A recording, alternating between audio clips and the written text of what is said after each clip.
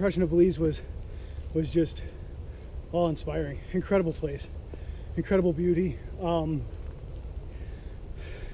a lot like Florida, but on steroids. I mean, instead of a canopy like this, it's like another 40-50 feet up at least.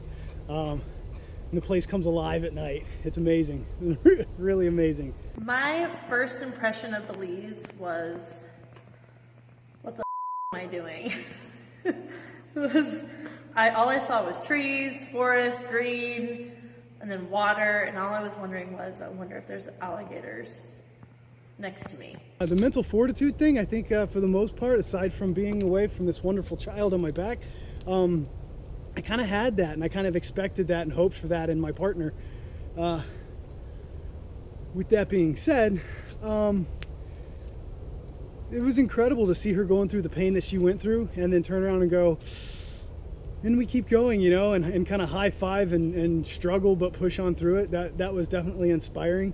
So that's something I use when I take people out and I'm talking to them, like, you have no idea the struggle that I've seen people go through. So yeah, that was, you know, the positivity. I mean, I didn't necessarily pick it up from her, but it definitely made a difference. Because if you don't understand an athlete's mindset or someone's mindset with goals that finish those goals, you'll never understand why you'd stay out in the jungle starving in the rain naked with a stranger with an easy experience. I could have easily left at any moment and I didn't. So I don't know how to explain that to someone that wouldn't understand the feeling of satisfaction from finishing it. I stayed on Naked and Afraid because I needed to feel the satisfaction of finishing it, which I knew I'd feel for the rest of my life. And I knew I'd regret it forever if I quit. So I was never going to quit. I knew nothing about botflies at all until I pulled a botfly out of myself. So when Aaron was saying that he had this stinging and this pain in his leg and in his butt, I had no idea what it was from. You know, we had so many bug bites on our bodies that I didn't know if it was just too many in one spot, different kind of bug that bit us. I had no idea that this botfly could grow inside of our bodies and you had to pull it out like a freaking worm. So if I did know more about botflies going into it, I probably would have been more freaked out. But at the time I was like, yeah, everything hurts. Nobody ever told me you can get 2 botflies in the same hole. After my mom and my wife dug out 4 of them, and the 5th one started to rot inside my groin. It was excruciating pain, and so getting that extracted and cut out of me was a bit hairy. I'd say the funniest thing about botflies though was being on the plane ride on the way back home, flying back to the States. The poor guy next to me, you know, kind of looked over at me. The cabin pressure changed. All the botflies woke up and started squiggling around inside me and chewing and biting, and botflies waking up on the plane.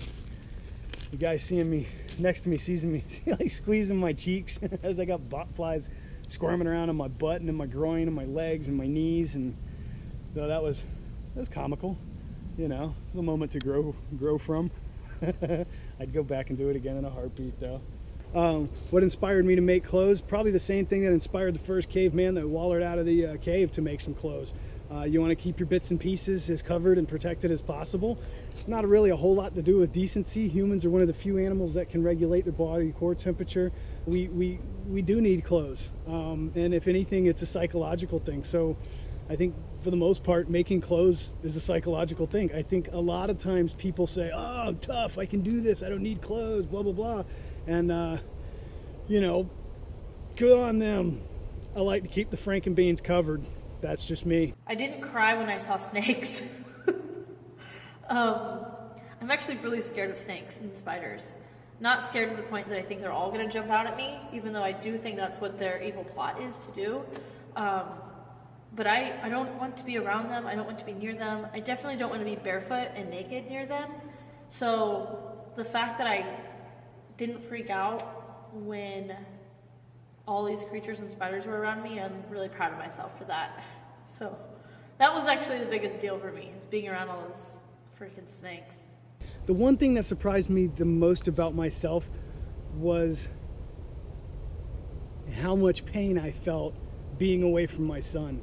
I knew it was going to be tough, but I had no idea it was going to be that tough. I just, you know, I kind of thought it was one of those things that I just swallow it down type deal, and in a couple days it gets better. And it's, you know, being my motivating factor. Can you say hi?